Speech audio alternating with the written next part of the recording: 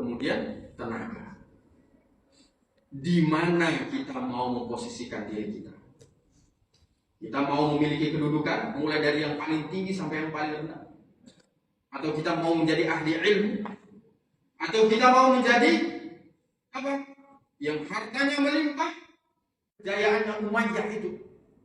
Di awal-awal mereka memegang Al-Quran, menjadikan Al-Quran itu sebagai kurikulumnya, istimewa, dahsyat. Dari mulai Spanyol sampai Afrika. Masya Allah, karena malam, Masya Allah. Tapi apa yang terjadi? Di awal-awal dinasti Umayyah memegang Al-Quran, dijadikannya kurikulum kehidupan. Di akhir-akhir dinasti Umayyah, 90 tahun bagi Umayyah. Apa yang terjadi? Jauh dari Al-Quran.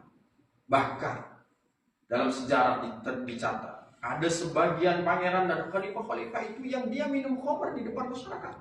Wal'iyadu billah.